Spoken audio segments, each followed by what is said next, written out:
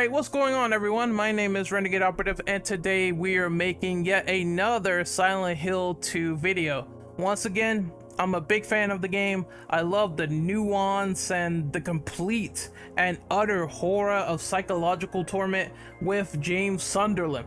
It's one of my favorite games of all time, and I am one of the people that are fine with Bloober Team making a Silent Hill 2 remake. I want to see how it's done, I want to see how it's coordinated, and I want to actually get my hands on it and play it. Hopefully in 2023, that will be the release date. However, there's been a lot of ire around this remake, around Bloober Team, etc. And what I wanted to do was take those sort of criticisms from the fandom and play a little game, you know, just like Saw. We're gonna play a little game of agree or disagree. We're going to simply see if we find comments that we agree with, and then there's going to be some comments that might seem asinine in my opinion, and I'm gonna break down and explain my reasoning as opposed to, you know, completely obliterating this comment section of ideas and this list and all that stuff.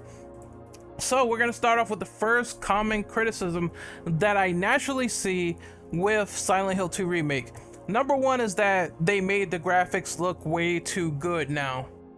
Would you prefer the graphics looking bad? I mean, I don't get the deal of saying the graphics look too good. Obviously, this game has to be created in a modern standard. It has to look good, it has to look enticing, it has to engross you into the experience.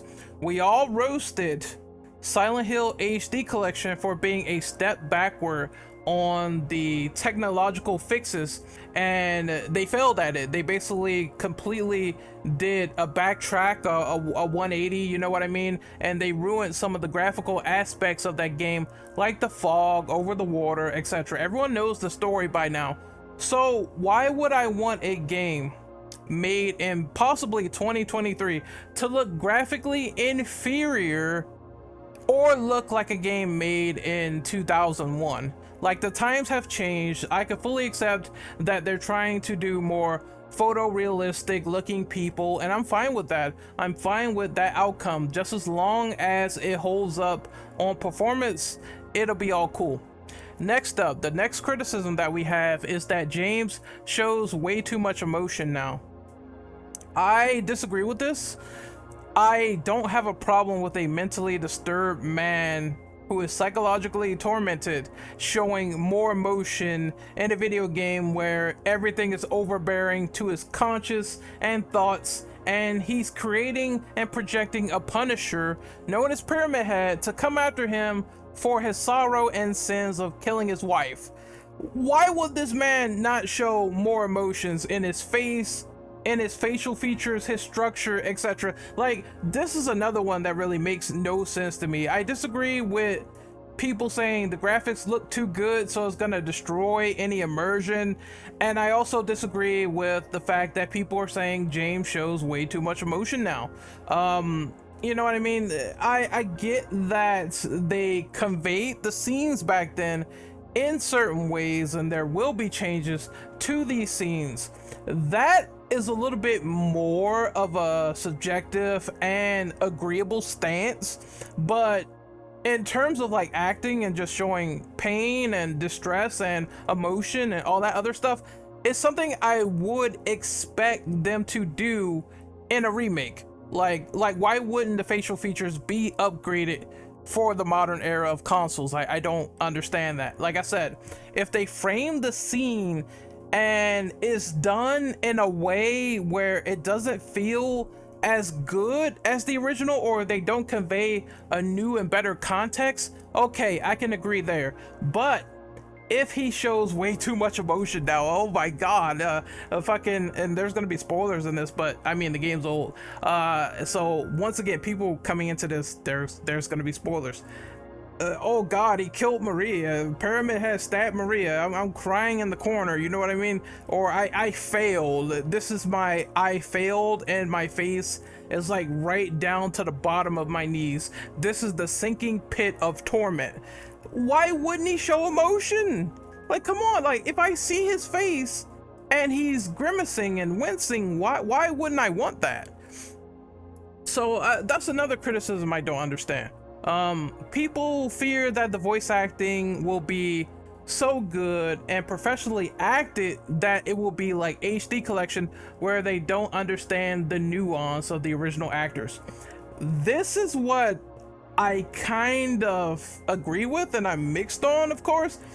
I guess you could say I kind of agree with it to the extent of when we saw HD collection, that team did not get it for the voice acting. Like Troy Baker did not understand James Sunderland, in my opinion. I don't think that voice track was good. So in that aspect of criticizing Silent Hill 2 HD with the voice track, the new one, I agree there. It wasn't that great, even with a high tier professional like Troy Baker, who's been around the block multiple times. And you can have someone with an extensive resume not understand how these characters operate. I get that part. But in my opinion, when people say that the James that we heard, which is Luke Roberts, in this trailer, he sounds equivalent to Troy Baker's acting, so to speak, I can't agree with that. Like, we don't have much to go on, but from what I heard, he sounds fine.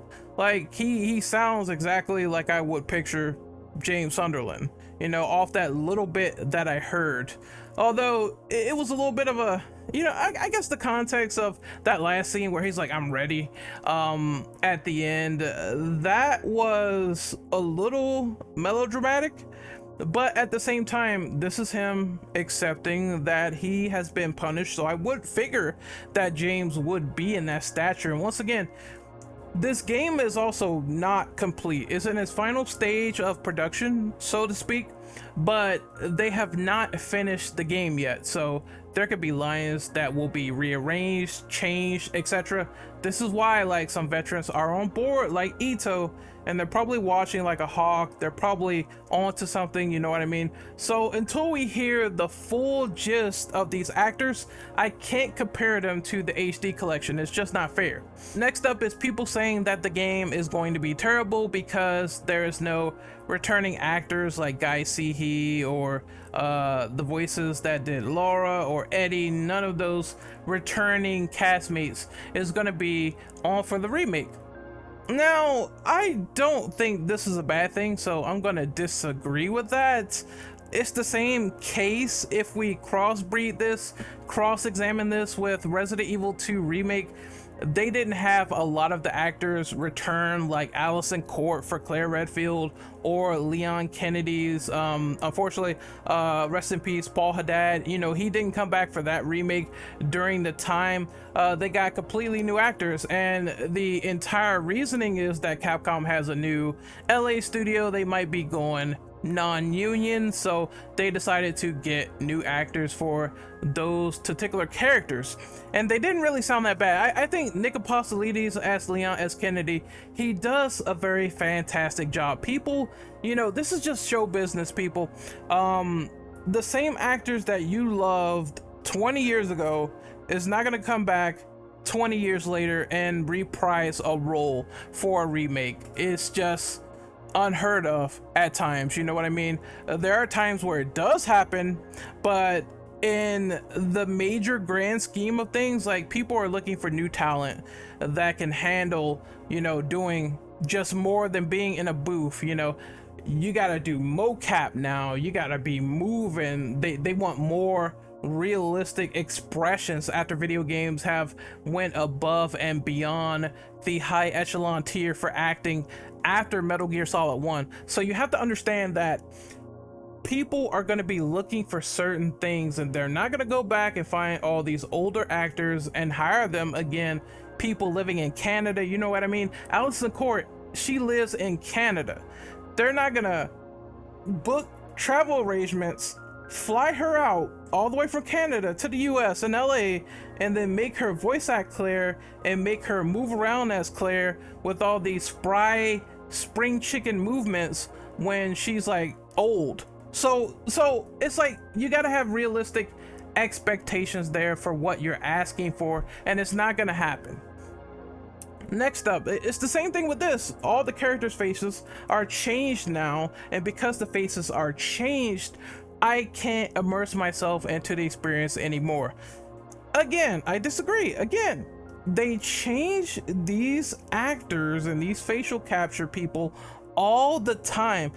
You will have a conniption as a Resident Evil fan if you saw how many times they changed Leon's face, how many times they changed Chris's face, you know what I mean?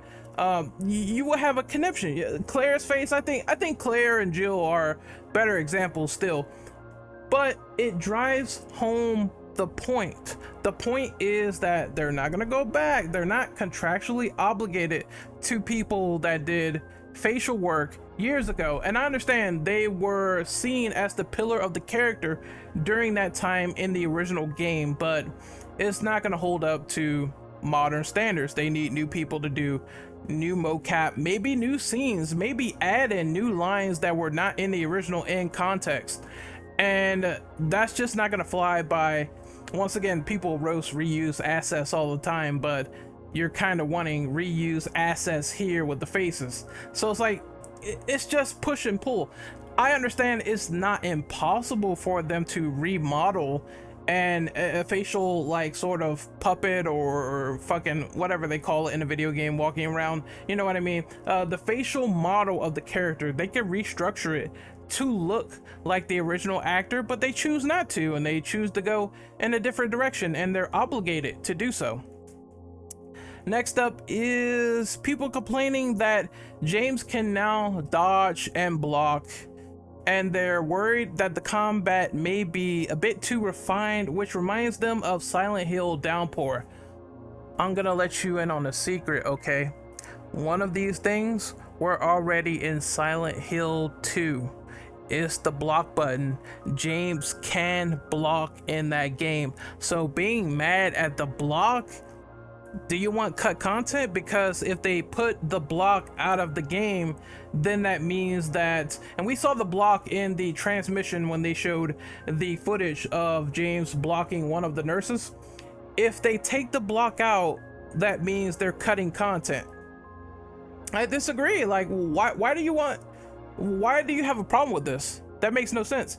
Now, dodging, of course, and being too capable, just like Silent Hill Downpour, I don't know yet. I would say I'm mixed on this. I don't want the combat to be too good. On the other hand, you can make animations where James is not nimble. You can make animations where James might clamber a little bit. You can make the fact that there is a dodge in the game, but it's not going to be super efficient if there's 2 enemies or 3 enemies attacking the ever-living shit out of you. So there can be ways to do a risk and reward system. I think Silent Hill 3 also had like the block and as well, and they had like items that felt like risk and reward. So you had your bulletproof vest, right? And that would cut down damage every time you get hit. The problem is that you cannot run that fast. So it's like, do I want to risk being hit a lot of times and cut my speed, or do I want to just run normally and take more damage? Risk and reward. So they could do something like that with the dodge if they are smart. It remains to be seen. Next up is what the fuck. The comment literally says like, what the fuck. No more fixed camera angles in Silent Hill. Game is going to be terrible if it's no fixed camera angles. So there's 2 points to this. Number one, I heavily disagree with this point for 2 reasons. The first one being, I don't think that Silent Hill has static fixed camera angles where everything like sort of shifts to a director's point of view each time you turn the corner. This game has dynamic camera angles when we talk about OG Silent Hill. So you can whip the camera around James Sunderland and see in front of you. That's dynamic camera. You have control of the camera. It's not fixed. So I wish people would stop saying that. It's not static, it's fucking dynamic. The next thing is that I disagree on the main point of this because it harkens back to folks saying, oh, over the shoulder is not scary, over the shoulder camera angles can't induce fear, over the shoulder is bad. And then you have a scary game, a competent horror game like Resident Evil 2 Remake, proving that once again over the shoulder can be done. Is it the current fad? Well, yeah, it is. It is a fad to say that over the shoulder is being heavily utilized because of the success of Resident Evil 2 Remake, but that doesn't mean that it can't be done. Dead Space did it perfectly. The first one was scary as fuck, and the second one also had its moments. Like, you can't tell me anymore that over the shoulder does not induce fear. If you say that, if you say otherwise, that it doesn't, then you have the nostalgia glasses on and you have rose tinted glasses and you won't take it off. That's point blank period. Like, that's just purist talk to me at the end of the day. So I think you can do a over the shoulder Silent Hill game that could be scary, hypotheticals that could be scary, that could invoke atmosphere, that could invoke tension. We just have to see how it pans out. I see a comment here that says, I'm worried about Born from a Wish being cut. Ding, ding, ding, ding, ding. We got one we finally agree with. Yes, cut content on an extensive level is never good. I'm not gonna sit here and complain about crows or moths being removed in Resident Evil 2 Remake. I felt that was inconsequential, but I feel like a big story like add-on like Born from a Wish is something people want to play, and if they cut it out of the game, then it deserves to be rightfully criticized, in my opinion. Next up is the enemies now have intros. I'm not sure what that means. So I guess the guy is like, the mannequin that Pyramid Head was having too much fun with fell on the floor, and that was the introduction to that creature. But we saw the mannequins in the hotel way before Pyramid Head. I don't agree with it. Okay, moving on. That one was dumb. Questioning the why and the existence of remakes. Why are they remaking the game? Too simply, I don't agree with this, but I'm gonna explain why. They are remaking the game to modernize it to a new audience of people and perhaps garnish new sales. Also, they want to reel in the old who have an open mind about this. They want to cater to the new era who does not mind playing updated gameplay, elements, controls, features, accessibilities, and obviously having that newer and better gameplay updated to them for the modern era.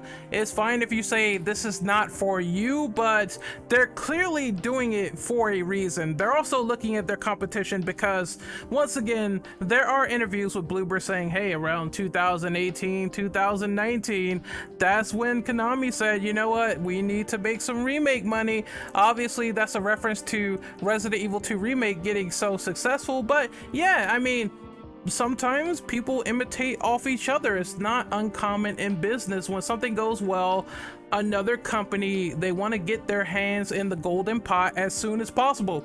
So the same thing is happening right now for Silent Hill. There is a reason. Once that modernization kicks in and once that feels better, if it feels better and it feels good on the stick, then you can admit that yes, maybe certain things have not aged well in terms of gameplay conventions almost 20 years ago, because gameplay has gotten better, performance has gotten better in this day and age. All right, moving on to the next question or criticism that people have of Konami at this point for Silent Hill 2 Remake. Why won't they re-release the originals? I am a fan of digital preservation. Why won't they re-release the old ones so I can have this on my modern consoles? There is, of course, the new PlayStation Classics. There is Game Pass. They could take advantage of this and re-release the games on modern hardware. Why won't they do it? This is a valid point. I agree with this. I do believe that they should take those originals, even if you lost the code, even if you can't do a remaster properly. Why won't they just put them on the storefronts? We've seen that in the PS3 version, at least, they were able to put Silent Hill 4 The Room on the Japanese PlayStation console for either PS4 or PS3. I forget, but I know it's definitely there. So they have the capability. Why not just re-release the game that way? It boggles my mind. It makes no sense. Konami just is farcical in that department, and I do agree with that statement that they should do that, and they will make a lot of money doing that. I know I will buy a copy on the digital store doing that, so I don't see why they won't. I agree.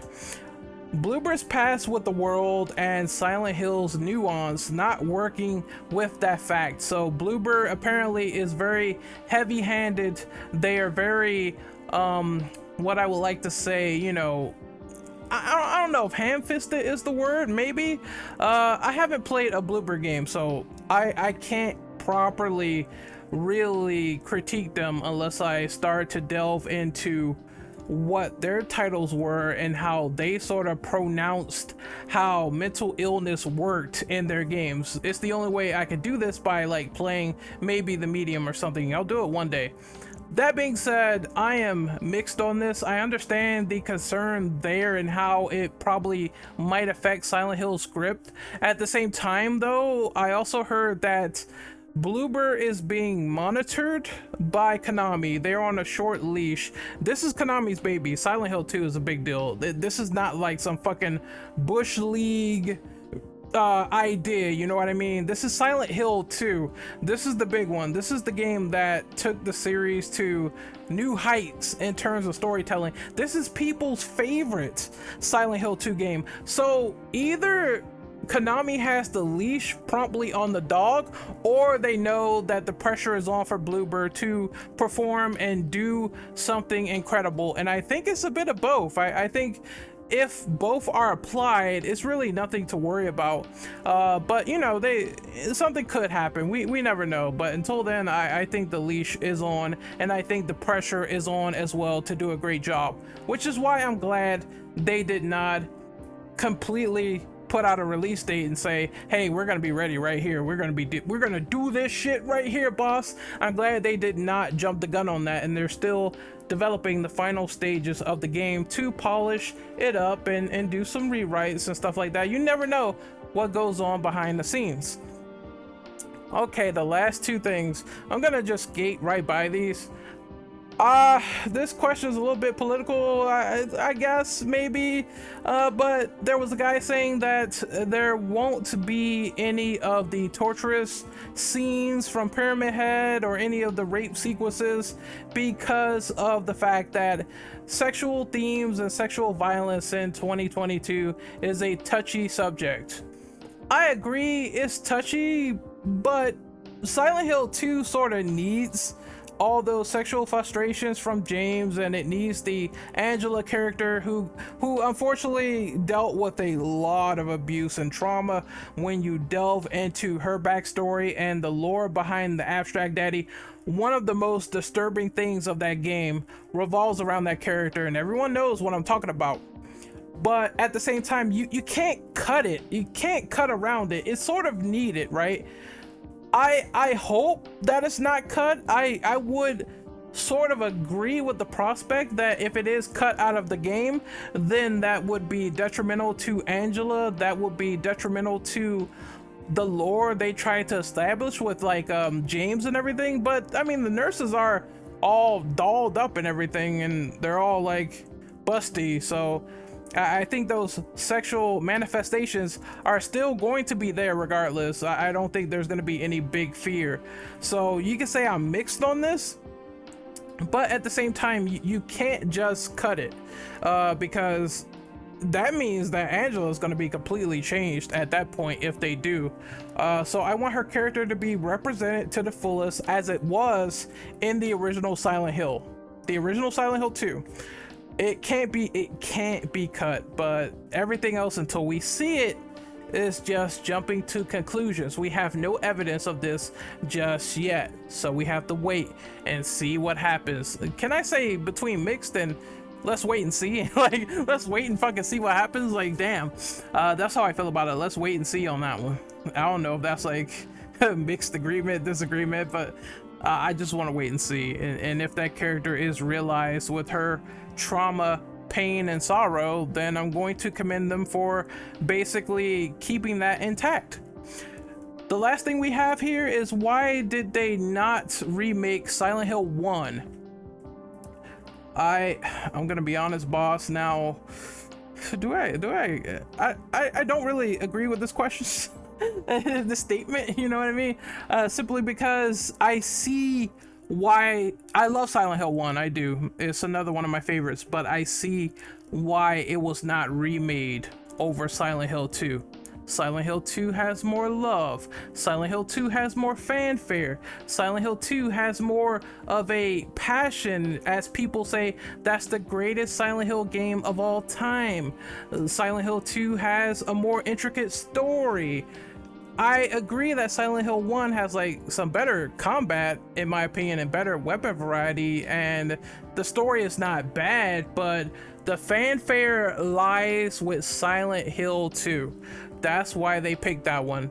I have no doubt that if these remakes are successful, they will go back and retroactively do Silent Hill 1 and Silent Hill 3. And I think because of that, because you have Silent Hill 1 and Silent Hill 3, Silent Hill 3 is a direct sequel, you kinda gotta remake 3 by proxy if you remake the first one. There's no other way around it. Like, you're remaking 2 games at the same time. Like, you gotta have those two combined together, like the fucking Transformers, you know, fucking Voltron just going in and unites, boom, boom, boom, boom, boom. Like, you gotta have those two. Otherwise, it's gotta be in the cars, you know what I mean? So I don't mind them doing the second game. And remember, Silent Hill 2 is pretty standalone as a story. It doesn't have much connectivity at all to some of the other games, outside of some connectivity with Silent Hill 4, but it's mostly standalone, and that's it. You don't need Silent Hill 4 to understand Silent Hill 2.